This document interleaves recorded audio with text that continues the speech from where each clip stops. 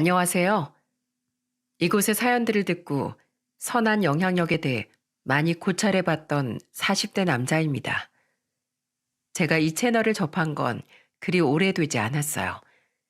출퇴근을 할 때나 무료할 때 이곳의 사연을 듣고 있노라면 아내가 무척 신기해하곤 합니다.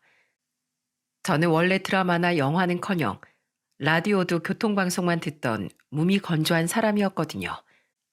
아내가 드라마를 보며 눈물을 꾹꾹 짜내는 것이 전혀 이해가 되지 않았죠. 그런 제가 요즘은 감수성이 많이 풍부해진 것 같습니다. 때론 이곳의 사연이나 드라마를 보고 들으며 아내보다 왕방울만한 눈물을 뚝뚝 흘리기도 하거든요. 제가 이렇게 변한 건 어느덧 중년에 접어들어서도 있겠지만 아마 살면서 겪은 몇 가지 사건 때문인 것 같아요. 특히 1년 전 제가 말려 들어갔던 두 번째 사건은 제 가치관을 크게 뒤바꿔 놓았죠. 제 사연은 바로 당시의 일에 대한 이야기랍니다. 저는 시골 출신으로 굉장히 철없는 10대 시절을 보냈어요. 소위 말하는 학교에서 노는 애들 있죠? 그게 바로 저였거든요. 물론 친구를 괴롭히거나 돈을 빼앗는 등 악질 같은 짓은 하지 않았지만 밤마다 친구들과 어울려 오토바이를 타러 나가고 법적으로 학생에게 허락되지 않은 음주 가물을 즐기곤 했죠. 오빠, 조용히 들어와. 엄마 여태까지 오빠 기다리다가 이제 자러 들어가셨어. 문 열어줘서 고맙다, 내 동생. 너 아니었으면 엄마한테 뒤지게 빗자루로 맞을 뻔했어. 오빠, 진짜 언제 정신 차릴래? 나 밖에서 오빠한테 인사하기 창피한 거 알아? 오빠 주위 친구들도 하나같이 다 껄렁하잖아. 껄렁하다고 남한테 피해주는 거 하나도 없거든요. 나랑 내 친구들은 나쁜 짓 안 해. 오빠가 엄마랑 아빠한테 나쁜 짓 하고 있다는 생각은 안 들어? 야, 야, 네가 엄마야? 잔소리 좀 그만해. 나 자러 들어간다. 여동생이나 누나와 사이가 대면대면하던 친구들과는 다르게 저와 여동생은 사이가 좋았습니다. 저희 집은 부모님께서 농사를 지으시던 가난하지만 화목한 집안이었어요. 유일하게 부모님 속을 썩이는 골칫덩이가 바로 저였죠. 저희 가족은 사이가 좋았고 저 또한 집안에 불만이라고는 없었지만 그땐 왜 그렇게 방황하는 일이 멋있어 보이고 즐거웠는지 모르겠어요. 참 어리석었던 시절이었죠. 그렇지만 전 나이 19에 엄마가 오토바이 사고로 돌아가신 후 더 이상 오토바이뿐 아니라 방황하던 모든 일에서 손을 떼었습니다. 하지만 뒤늦게 잘못을 뉘우치고 사진 속 엄마에게 죄송하다고 용서를 구한다 한들 돌아가신 엄마는 대답이 없으셨죠. 저는 20살이 되자마자 서울로 상경해 작은 공장의 생산직으로 취업을 했습니다. 어릴 적부터 아버지를 도와봤지만 농사일은 영 체질에 맞지 않았거든요. 강수야, 일은 할 만하냐? 그냥 하는 거지 뭐. 가끔씩 일을 하다 보면 내가 사람인지 공장 부품인지 헷갈리긴 한다. 그럼 너 나랑 아는 사장님 아래서 일 안 해볼래? 그러다 제가 23살 때 저처럼 서울에 올라와 있던 한 친구가 제게 생소한 일을 함께 하자며 권하더군요. 바로 사연투브 애청자분들이 많이 들어보셨을 심부름센터에 관한 일이었죠. 당시 전 기계처럼 일하는 것에 질려있던 터라 솔깃했어요. 그렇게 저는 심부름센터 일을 시작하게 됐습니다. 일은 고됐지만 재미있었어요. 물론 불법이나 불량한 일에 연루된 일도 가끔 의뢰가 들어오곤 했는데 사장님은 그런 일은 일절 받지 않으셨죠. 원한 안 사고 거절하는 것도 요령이거든. 그러니까 잘 배워놔. 친구는 시작한 지 1년도 되지 않아 힘들다며 일을 그만두었습니다. 하지만 저는 이 일의 적성에 맞아 악착같이 버텼죠. 그리고 그곳에서 일하며 나이 29엔 1년간 만났던 지금의 아내와 결혼을 하기도 했어요. 제 아내처럼 장인 장모님은 참 따뜻한 분들이셨습니다. 형님과 처형 또한 좋은 사람들이었어요. 아무도 제 직업에 편견을 가지지 않았고 도리어 성실하게 일하는 사위를 자랑스럽게 여겨주시더군요. 잘 살아온 적도 없는 것 같은데 제 주위엔 왜 이렇게 좋은 사람들이 많은지 참 감사한 일이었어요. 우린 결혼한 지 2년 뒤 큰딸을 낳았고 또다시 2년 뒤엔 둘째 딸을 낳았습니다. 비록 결혼과 출산으로 제 창업이 더욱 늦어지긴 했지만 창업 따위 두 번은 더 미룰 수 있을 만큼 의미 있고 행복한 시간들이었죠. 그렇게 작은 딸을 낳은 지 2년 뒤 저는 드디어 일하던 곳에서 멀리 떨어진 동네 제 심부름 센터를 차릴 수 있었습니다. 다행히 제 업장은 의뢰인들의 평판이 좋아 아름아름 입소문이 탔어요.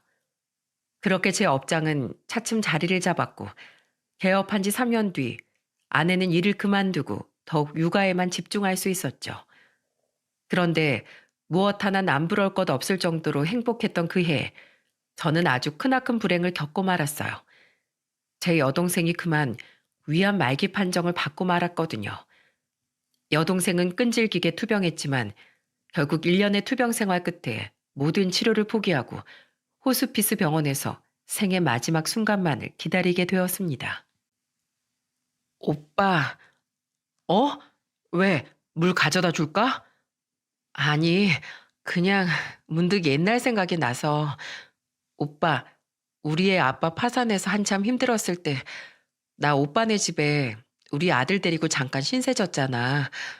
집도 잃고 애 낳은 지 2달도 안 된 몸으로 시골에 있는 시댁이나 친정 가 있기도 힘들었는데 새언니가 자기가 날 돌봐주겠다고 불러줘서 그때 새언니 덕에 정말 나 몸조리 잘했었는데 오빤 참 복도 많아.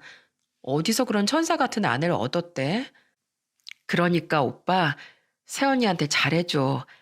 난 항상 그때만 생각하면 새언니한테 너무 고마웠거든.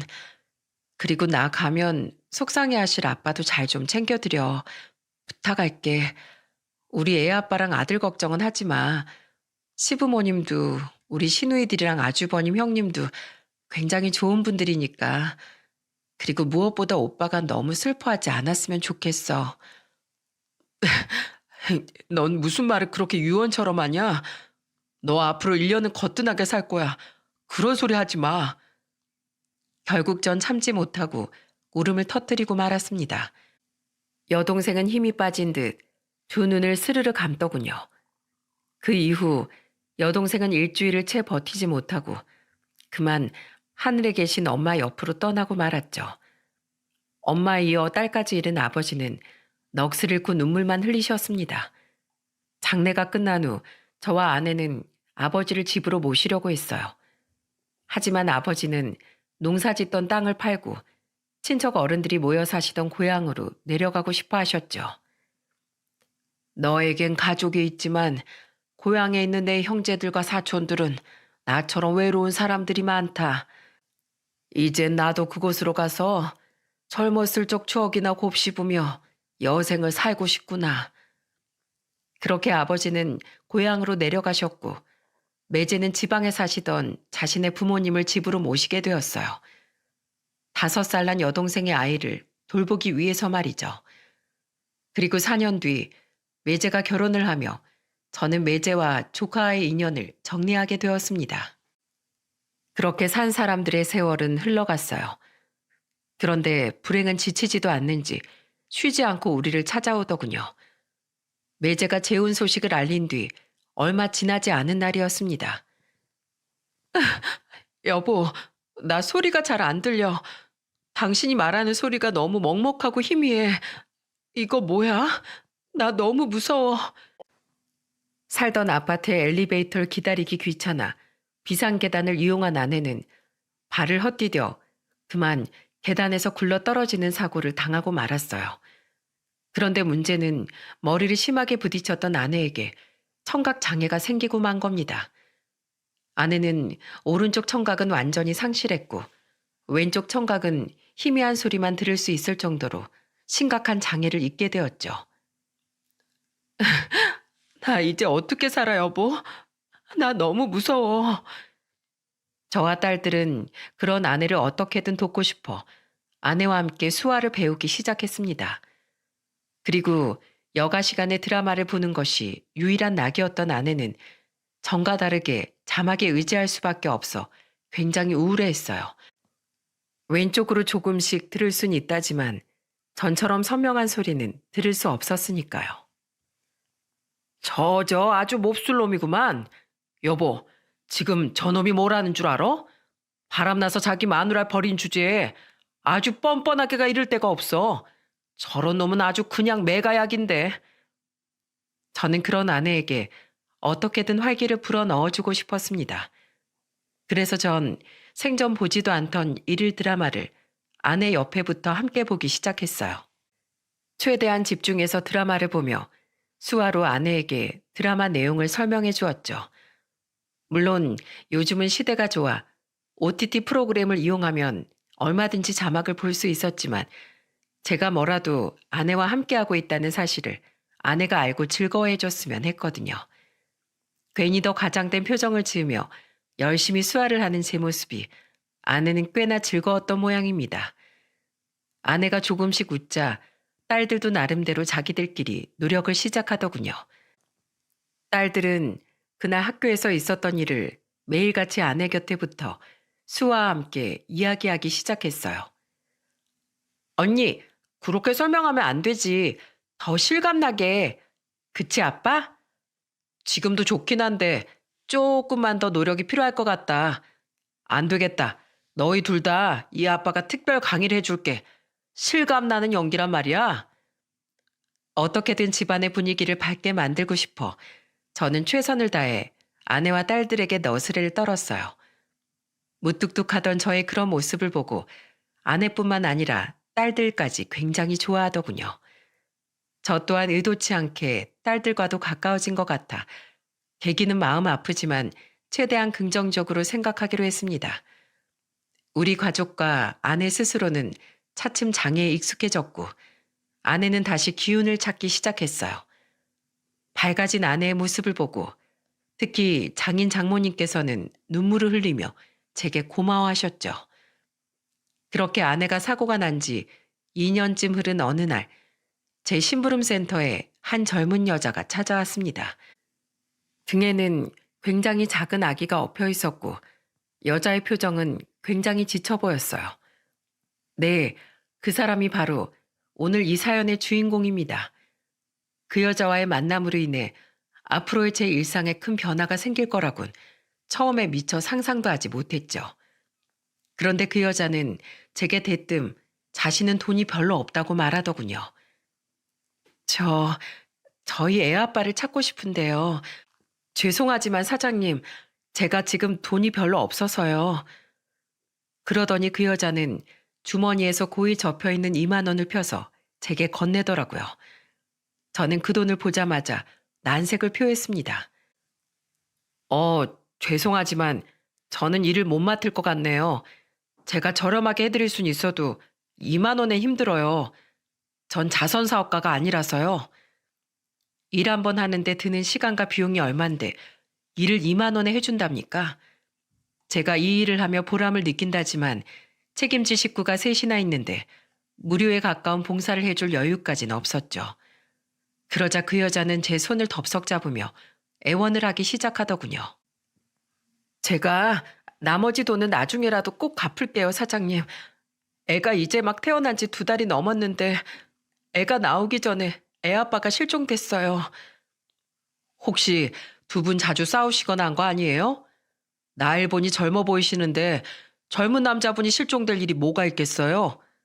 혹시 돌아오실지도 모르니까 우선 집에서 조금 더 기다려 보시는 게 어떨까요? 안 돼요. 저 지금 생활비가 없어서 월세 보증금까지 빼고 미혼모 위탁시설에 들어가 있단 말이에요. 애 아빠는 전화도 안 돼서 제가 여기 있는지도 몰라요. 제발 부탁드려요, 사장님. 자신을 얻고 있는 엄마가 들썩거리자 잠들어 있던 아기는 결국 잠에서 깨어 울기 시작했어요. 흐느끼며 애원하던 그 여자는 제게 양해를 구하더니 가방에서 젖병을 꺼내 아이에게 먹이기 시작하더군요. 죄송해요.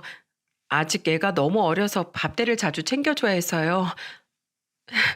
젖이라도 물리면 분유값이라도 덜 들 텐데 제가 마음이 불안해서 계속 잘 먹지도 쉬지도 못하니까 젖이 잘 안 돌아요.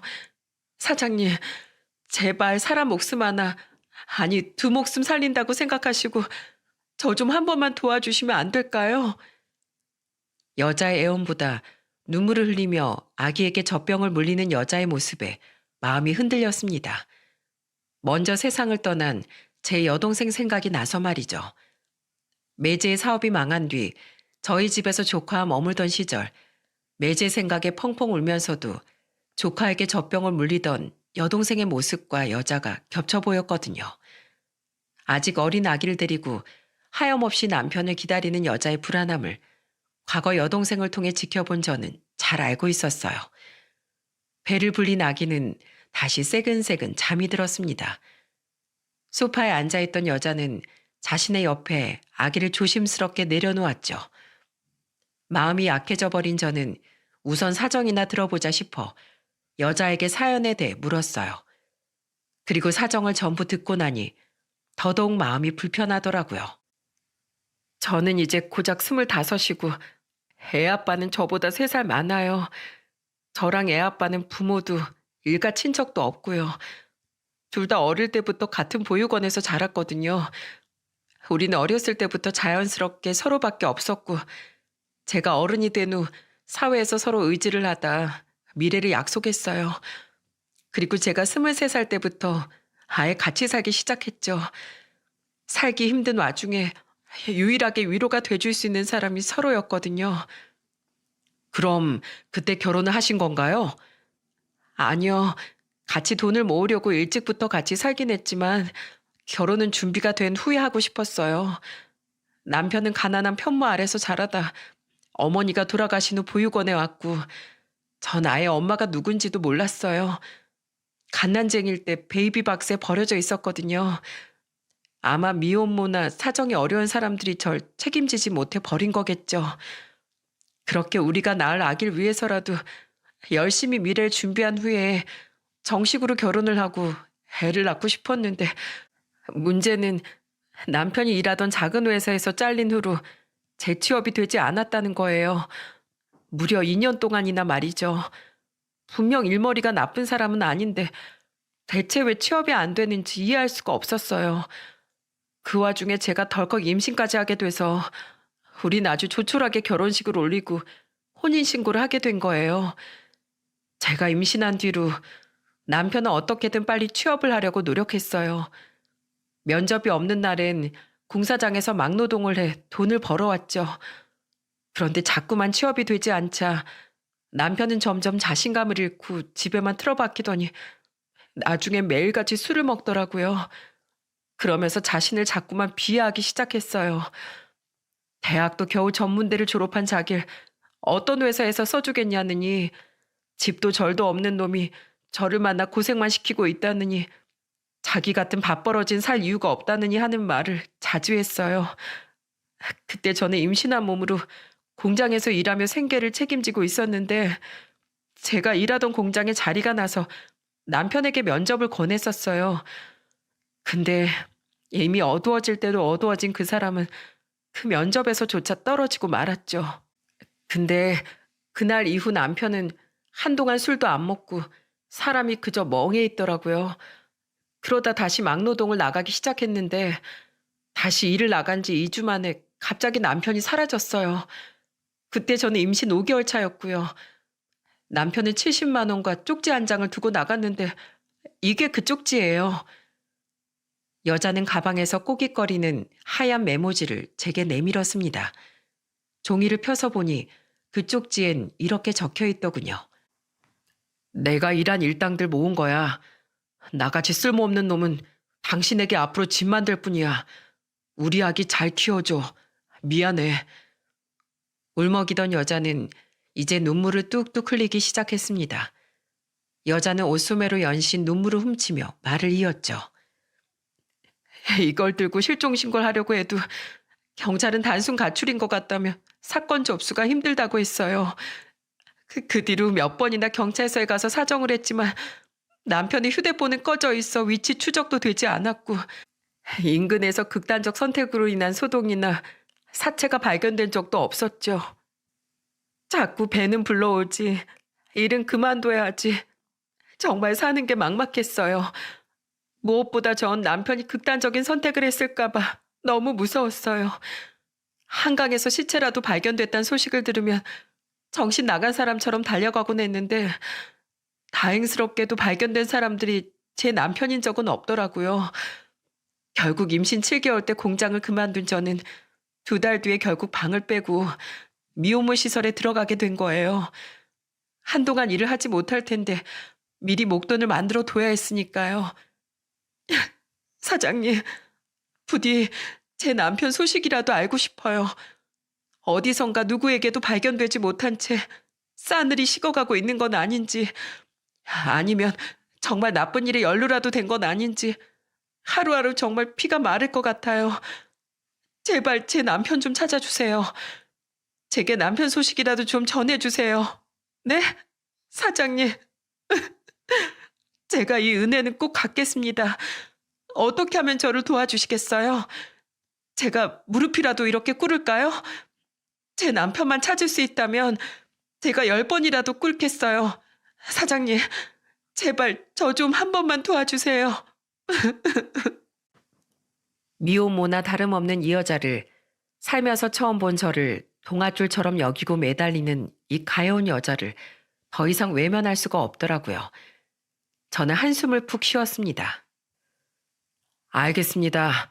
남편분, 제가 찾아드릴게요. 그러니까 울지 마세요. 애가 또 깨겠어요. 그리고 말 못하는 아기라도 엄마가 힘들어하는 건 애들이 귀신같이 다 알아요.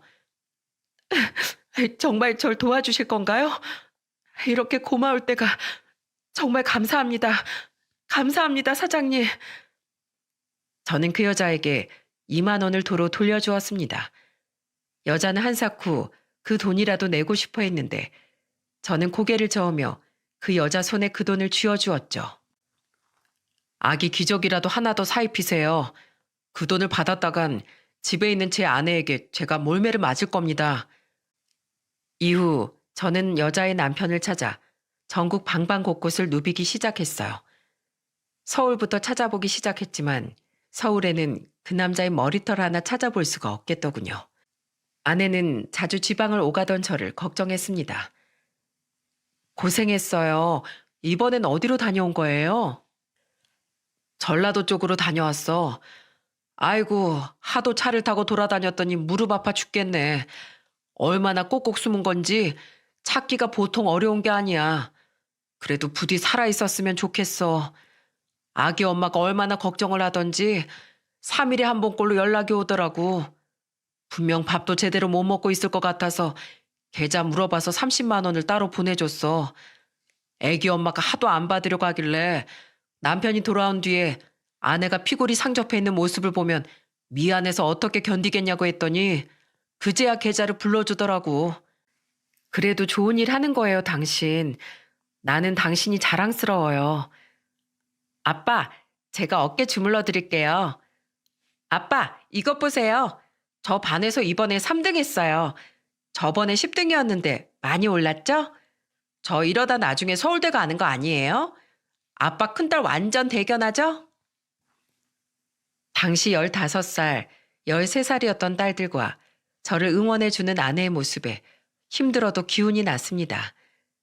제가 누리고 있는 이 행복을 반드시 아기 엄마에게도 선물해주고 싶었죠. 그럼 왠지 하늘에 있는 동생도 행복해할 것 같았거든요. 저는 여자의 일 말고도 다른 의뢰들을 처리해야 했기에 일주일에 2, 3일씩 지방을 돌아다니며 여자의 남편을 찾았습니다. 2명의 직원은 제게 힘들지 않냐고 물었는데 저는 이 정도는 해야 사장 소리 듣는 거라며 그저 웃어 보였죠. 어? 저 사람 사진이랑 얼굴이 똑같네? 박동국 씨가 맞는 것 같은데? 그렇게 전국을 돌아다닌 지 87일이 되었을 때 저는 드디어 여자의 남편 동국 씨를 찾아낼 수 있었어요. 바로 서울에서 2시간 반 정도 떨어진 지방 소도시에서 말이죠. 그리고 조심스럽게 동국 씨에게 다가간 저는 동국 씨가 서 있는 장소를 보고 깜짝 놀라고 말았습니다. 좋은 말씀 듣고 가세요. 형제님의 앞날을 길이길이 밝혀줄 좋은 말입니다. 여러분, 혹시 길거리에서 이단 종교를 전도하는 모습을 보신 적이 있나요? 간이 테이블 위에 이런저런 팜플렛이나 종교 관련 사진을 올려놓고 사람들에게 홍보하는 모습 말이죠. 동국 씨는 그런 테이블 뒤에 서서 2명의 남자와 1명의 여자와 함께 포교 활동을 하고 있더라고요. 저는 우선 그 테이블로 접근했어요. 처음부터 제가 정체를 밝히면 동국 씨가 도망이라도 갈까봐 말이죠. 제가 어색한 모습으로 다가가자 동국 씨와 동료들은 화색을 보이더군요. 말씀 들으러 오셨나요? 저 그 말씀이라는 거 들으면 진짜 인생에 복이 옵니까? 제가 지금 행운이 간절히 필요해서요. 그럼요. 그런 거라면 잘 찾아오셨어요. 좀 긴 말씀을 드리고 싶은데 길거리에선 좀 그렇고 우리 조용한 곳에서 이야기할까요? 시간 괜찮으시죠? 저보다 조금 더 어려 보이던 남자는 다행히 나머지 3사람 중 동국 씨를 데리고 저와 함께 한 승합차를 타더군요. 왜 차를 타는 겁니까? 아, 저희 종교에 대해 잘 설명드리려면 아예 저희 교회로 가보시는 게 나을 것 같아서요. 무서워하지 않으셔도 됩니다. 여기서 10분 거리에 바로 위치해 있어요. 동국 씨는 운전을 했고 중년의 남자는 제게 이런저런 말을 붙였습니다. 그 남자의 말을 들어보니 동국 씨가 있는 곳이 이단 종교가 맞다는 확신이 들었어요. 그렇게 도착한 곳은 웬 낡은 건물이었는데 문을 열어보니 20여 명의 사람들이 한 제단에 정신없이 기도를 하고 있더라고요. 동국 씨, 이분께 잘 설명 좀 해주세요. 저는 다시 가볼게요. 그리고 중년의 남자는 동국 씨와 저만 남겨둔 채 다시 차를 몰고 가버렸습니다. 동국 씨는 한 빈 방으로 저를 안내했죠. 김강수 씨라고 하셨죠? 강수 씨, 우리 종교의 설명에 앞서 말씀드리자면 우리는 모두 하늘님의 뜻을 품고 태어났어요. 우리의 육신은 그저 하늘님의 뜻을 이루기 위한 도구이자 수단이니까 가족과 혈연에 얽매이지 말고 하늘님의 진정한 뜻을 수행하기 위해 힘써야 보다 이로운 세상을 만들어갈 수 있어요. 하늘님은 자신을 따르는 봉사자들의 자손들을 대대손손 풍요롭게 만들어주십니다. 자신의 쓰임새를 찾는 자, 가족을 이롭게 만들고 싶은 자, 모두 이곳으로 와 하늘님을 따름이 마땅한 일이죠. 박동국 씨, 하늘님은, 근데 제 이름을 어떻게 아세요? 제게 전도를 위해 장황한 말을 늘어놓던 동국 씨는 제가 성까지 붙여 자신의 이름을 부르자 당황해 하더군요. 저는 다른 사람이 들어오기 전에 이야기를 해야겠다 싶어 동국 씨에게 본론을 꺼냈어요. 전 사실 아내분이 동국 씨를 찾아달라고 부탁해서 동국 씨를 찾고 있던 사람입니다. 동국 씨, 지금 아내분이 아드님과 함께 동국 씨를 애타게 찾고 있어요. 아드님이 태어난 지 벌써 5개월인데 자식까지 있으신 분이 여기서 뭐 하시는 겁니까? 얼른 저와 함께 가족들 품으로 돌아가시죠. 지금 아내인 윤주희 씨, 쥐구할 돈도 없어서 아기랑 같이 미혼모 시설에서 지내고 계세요. 애 맡길 곳도 없고 몸도 안 좋아서 일도 못하고 계신다고요. 네? 아내가 집도 없이 그곳에 있다고요? 몸은 또 어디가? 당신 뭐야? 나가. 당장 안 나가? 동국 씨가 놀란 눈으로 제게 아기 엄마에 대해 물으려던 그때였습니다. 갑자기 방문 밖에서 웬 남자 둘이 저를 마구 끌고 나가기 시작하더군요. 소름 돋지 않습니까? 아무도 듣고 있지 않다고 생각했는데 그 사람들은 카메라라도 단 건지 어디선가 우리 이야기를 다 듣고 있었더라고요. 저는 끌려나가면서 동국 씨에게 마구 소리쳤어요. 박동국 씨, 아내분이 불쌍하지도 않으세요? 아기가 불쌍하지도 않냐고요. 상황이 어떻든 간에 그렇게 무책임하게 가족을 버려두면 되겠습니까? 제 말에 동국 씨는 고개를 푹 숙이고 있더군요. 그날 차에서 밤을 지새운 전 다음날 똑같은 장소로 다시 동국 씨를 찾아갔어요. 다행히 동국 씨는 여전히 그곳에서 포교 활동 중이더군요. 저는 이번에 망설이지 않고 곧장 동국 씨에게 다가가 손까지 잡고 설득을 하기 시작했죠. 동국 씨, 여기서 이러고 계실 때가 아니에요. 저도 자식이 둘이나 있는 아빠로서 자식에게 아빠는 반드시 필요한 존재입니다. 아내분 지금 동국 씨 걱정에 밥도 제대로 못 드시고 있어요. 뭐야, 당신 저리 안 꺼져? 가, 동국 씨, 뭐예요? 이 사람 얼른 같이 쫓아내지 않고. 네, 저는 돌아갈 생각이 없습니다. 저는 하늘님에게 봉사하기로 다짐한 몸이에요. 그러니까 더는 찾아오지 마세요. 동국 씨는 저를 쫓아내려다 잠시 멈칫하더군요. 왜냐하면 제가 동국 씨의 손에 몰래 제 번호가 적힌 쪽지를 쥐어주었거든요. 하지만 그것도 잠시뿐 더 이상 찾아오지 말라는 말과 함께 동국 씨는 저를 내쫓았죠. 다른 일 때문에 그곳에 매일 머물러 있을 수가 없어 저는 이후 서울과 그곳을 오가며 계속해서 동국 씨를 찾아갔습니다. 사장님, 그냥 제가 가서 직접 설득해 볼까요? 그 사람 분명 저를 보면 다시 돌아와 줄 거예요. 아닙니다. 그곳 사람들 때문에 괜히 주희 씨가 위험해질 수도 있어요. 안전하게 만날 수 있을 때 제가 부를 테니까 우선 기다려 주세요. 그리고 아기 영상 하나만 제게 보내주시고요. 저는 직접 동국 씨를 만나러 오겠다던 아기 엄마를 말렸어요. 그동안 그 종교의 본거지인 건물을 찾아가거나 동국 씨의 포교 활동 자리에 찾아갈 때면 항상 그곳 사람들이 험악한 표정을 지으며 저를 내쫓곤 했으니 아기 엄마에게도 그럴까봐 걱정이 됐거든요. 저는 그곳 사람들을 피해 종교 건물 근처에서 동국 씨를 기다렸습니다. 제가 자주 찾아가자 동국 씨는 아예 포교 활동도 나오지 않았기 때문에 말이죠. 또 찾아오셨어요? 그만하세요, 사장님. 그리고 여기 자꾸 오시면 사장님이 위험해요. 여기 사람들 지금 사장님을 벼르고 있단 말입니다. 대체 왜 안 돌아가시겠다는 겁니까? 그동안 제게 조금은 마음을 연 건지 동국 씨는 제 질문에 잠시 망설이더군요. 그리고는 제게 힘없이 자신이 그곳에 가게 된 가정을 털어놓았죠. 아내에게 제가 사라질 때 이야기는 대충 들으셨다고 했죠. 사실 저 살기가 너무 막막했어요. 그리고 아내가 일하던 공장에서마저 면접에 떨어진 날 저는 길거리에서 엉엉 울고 말았습니다. 세상이 더는 저를 필요로 하지 않는 것 같았어요. 제 친부란 인간도 어린 저와 아픈 모친을 버렸고 보육원에 간 뒤론 아무도 저를 입양하지 않았죠. 게다가 임신한 아내가 벌어온 돈으로 술이나 퍼먹고 있는 제 자신이 너무 끔찍했어요. 그때 제게 손을 내밀어 준 게 바로 이 종교예요. 여기선 제게 그러더군요. 이런 저도 하늘님께선 쓸모로 하신다고요.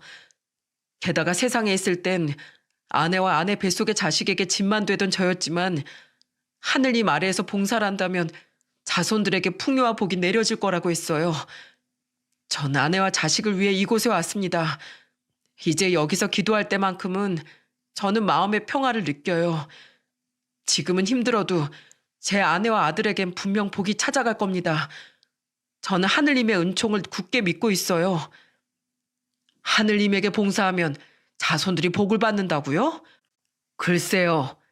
동국 씨, 지금 당장 동국 씨 아내와 자식이 길바닥에 나앉게 생겼는데 살아야 복을 받을 거 아닙니까? 지금 가족들이 불행하면 나중에 찾아올 복이 다 무슨 소용이에요? 박동국 씨도 잘 알고 있지 않습니까? 어린 시절의 기억과 경험은 평생 갑니다. 그리고 부모의 부재로 인한 마음의 구멍은 그 무엇으로도 채워지지 않아요. 박동국 씨, 지금 박동국 씨가 하늘님에게 받고 있는 마음의 위안, 진심으로 하늘님이란 존재를 믿기 때문입니까? 아니면 가족을 버리고 스스로만 편하고자 도망친 자신을 합리화시키려고 하고 있는 정신승리입니까? 지금 윤주희 씨는 하루하루 피가 말라가고 있어요. 제발 부탁드립니다. 이제 그만 돌아오세요. 그리고 이렇게 예쁜 아기가 자라는 모습을 직접 옆에서 지켜보셔야죠. 저는 동국 씨에게 아기 엄마에게 받은 아기 영상을 보여주었습니다. 동국 씨는 생전 처음 보는 자신의 아들의 모습에 한시도 눈을 떼지 못했죠. 그런데 동국 씨의 뒤로 헐레벌떡 뛰어오고 있는 종교 사람들이 보이더군요. 포교 활동 때 동국 씨와 같이 있던 사람들의 얼굴이라 단번에 알아볼 수 있었어요. 때문에 저는 황급히 주머니에서 쪽지를 꺼내 동국 씨에게 건네고는 그 자리를 벗어났습니다. 그렇게 5일 뒤 저는 아기 엄마와 아기를 데리고 그 지역의 한 카페로 향했습니다. 정말로 그 사람이 나올까요? 저는 나올 거라고 생각합니다. 그 쪽지에 다세디 주희 씨 아기를 데리고 이곳에서 기다리겠다고 적어놨어요. 혹시 종교 사람들이랑 동국 씨가 같이 있을까봐 미리 준비해둔 쪽지인데 마침 그날이 적격이었거든요. 분명 아기 영상을 보고 동국 씨의 눈이 굉장히 많이 흔들렸으니까요. 하지만 약속 시간인 7시가 훌쩍 지나도록 동국 씨는 모습을 드러내지 않더군요. 야속한 시간은 계속해서 흘러갔고 어느덧 시간은 10시가 넘어갔어요. 저희 마감 시간 11시예요. 카페 직원은 우리에게 마감 시간을 안내해 주었습니다. 결국 초조함을 이기지 못한 아기 엄마는 울음을 터뜨렸죠. 그 사람 안 오려나 봐요, 사장님. 이단 종교가 이렇게 무서운 건지 미처 몰랐어요. 어떻게 사람을 이렇게 홀릴 수 있단 말이에요. 이제 어떡해요? 그때였어요. 여보. 제 등 뒤의 문 쪽에서 동국 씨의 목소리가 들려오는 게 아니겠어요? 제 맞은편에 앉아있던 아기 엄마는 눈이 커다래졌습니다. 급히 뒤를 돌아보니 제 뒤엔 숨을 거칠게 몰아쉬고 있는 동국 씨가 서 있더군요. 아기를 옆 의자에 내려놓은 아기 엄마는 그대로 동국 씨에게 달려가 안겼어요. 여보, 난 당신이 안 오는 줄 알고. 미안해. 내가 너무 늦었지? 저녁엔 아무도 못 나가게 그곳 사람들이 감시를 해서 눈치를 보다가 겨우 도망쳐 나왔어. 당신 얼굴이 왜 이렇게 상했어? 그걸 몰라서 물어? 당신이 그렇게 사라졌는데 내가 그럼 잘 먹고 잘 살고 있을까 봐? 미안해. 우리 아기는 어딨어? 아기 엄마는 조심스럽게 아기를 데리고 가 동국 씨 품에 안겨주더군요. 쌕쌕 잠이 든 아기를 바라보던 동국 씨는 이내 닭똥 같은 눈물을 흘리기 시작했죠. 아가야, 내가 아빠야. 자격이 없지만 내가 네 아빠란다. 이제야 네 앞에 나타나서 정말 미안해. 그리고 두 사람은 어색한 표정으로 자신들을 보고 있던 제게 고개를 숙여 감사 인사를 전했습니다. 정말 감사합니다, 사장님. 사장님 덕분에 저희 남편을 찾을 수 있었어요. 이 은혜를 다 어떻게 갚아야 할까요? 사장님께서 그렇게 끈질기게 절 찾아와 설득해 주시지 않았다면 전 여태까지도 정신 차리지 못하고 그곳에 빠져 있었을 겁니다. 사장님 말씀대로 제가 비겁했어요. 저 혼자만 마음 편하자고 아내와 아기를 두고 도망쳤던 겁니다. 사장님의 매운 말씀이 제 정신을 깨웠어요. 정말 감사합니다. 이 은혜 정말 평생에 걸쳐서 갚겠습니다. 그냥 제가 평소에 하던 일을 한 것뿐인데요, 뭘. 진심으로 고마워하며 눈물로 인사하는 두 사람을 보니 괜히 제 눈가까지 뜨거워졌어요.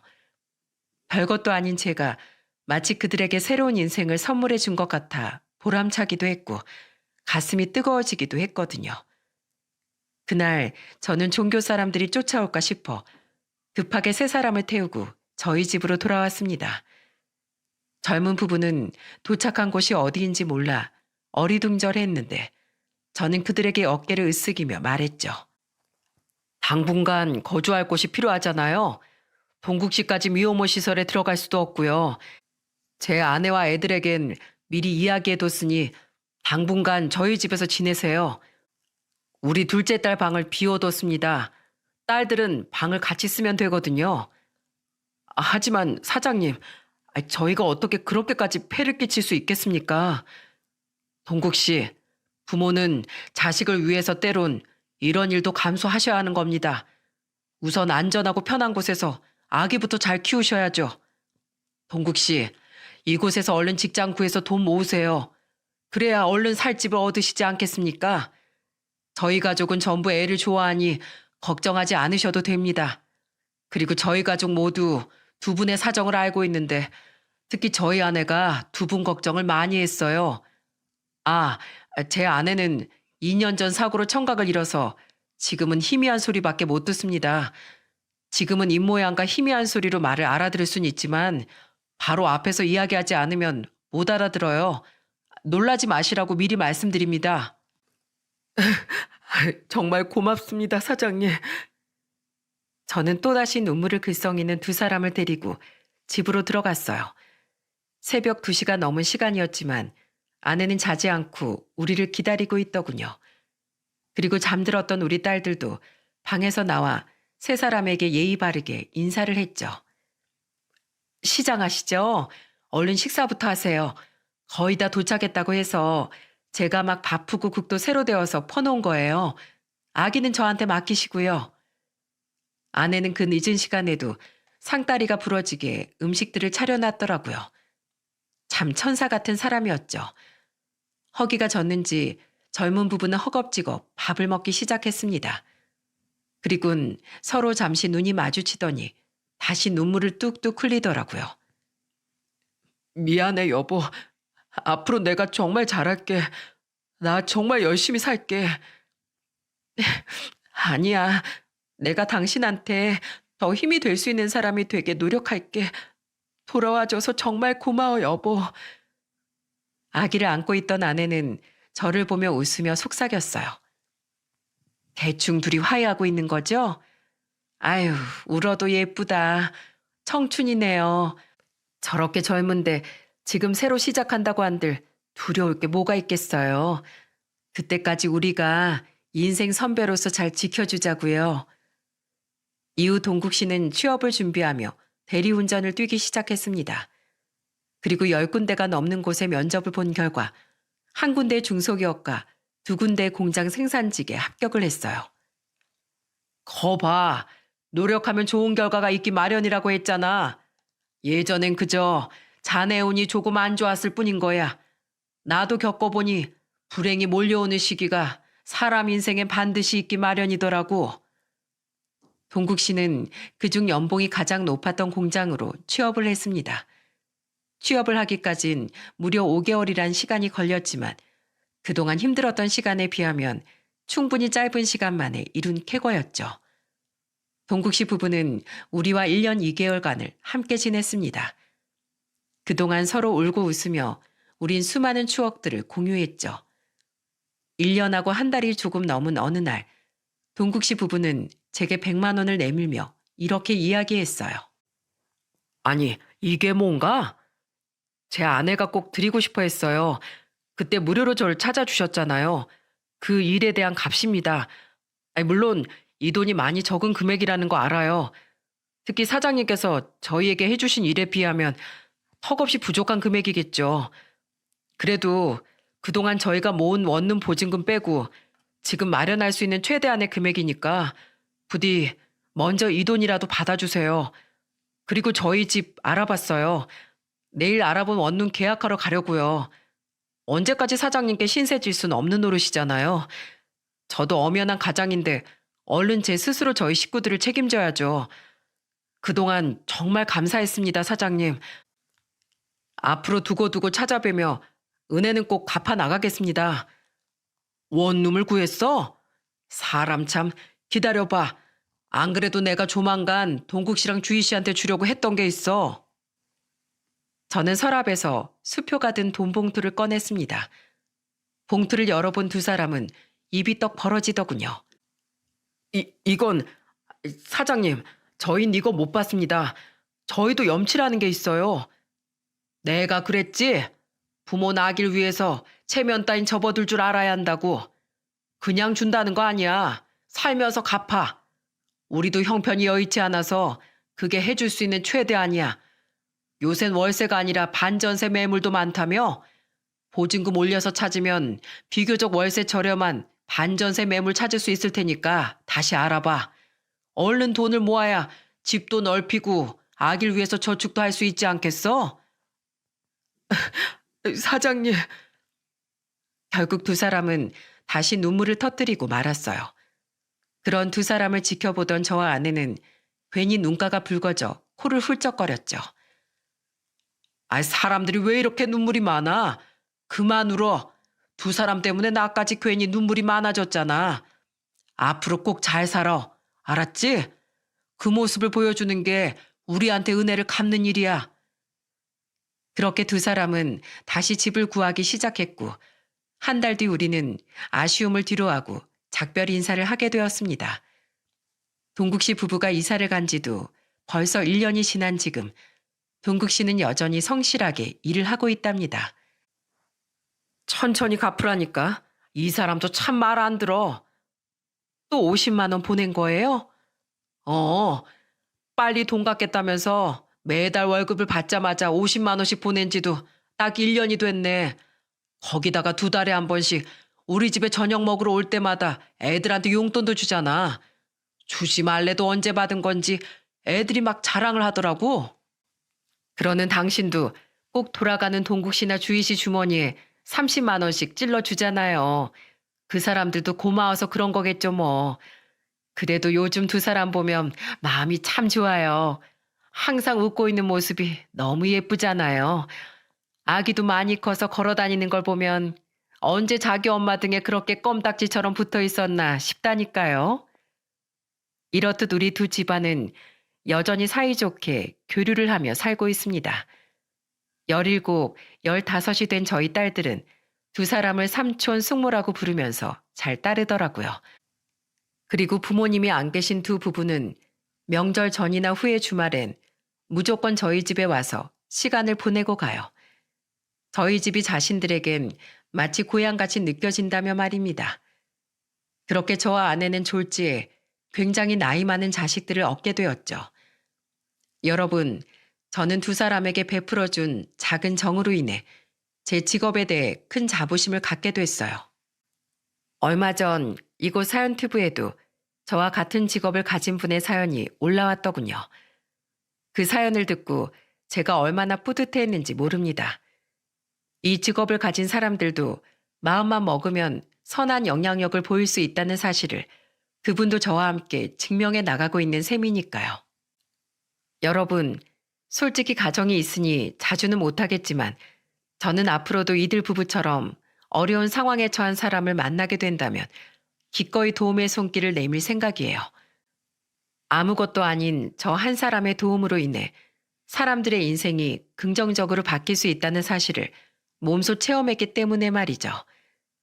제 스스로의 선행으로 인해 다른 사람의 인생이 좋게 바뀔 수 있다는 거, 그것으로 인해 느낄 수 있는 보람은 그 무엇과도 바꿀 수 없는 행복이더라고요. 이렇듯 저는 꼭 검사, 변호사 등 멋진 직업을 갖고 있지 않은 평범한 사람이라도 세상을 이롭게 만들 수 있다는 이야기를 하고 싶어 이 사연을 보내게 되었습니다. 저 한 사람, 그리고 여러분의 작은 도움의 손길이 분명 누군가에겐 큰 힘이 된다는 걸, 그리고 그로 인한 보람이 얼마나 행복한 건지를 부디 많은 사람들이 느낄 수 있었으면 좋겠네요. 제 긴 사연을 들어주셔서 정말 감사드립니다. 모두들 이웃의 따뜻한 정을 느낄 수 있는 연말을 보내시길 바랍니다.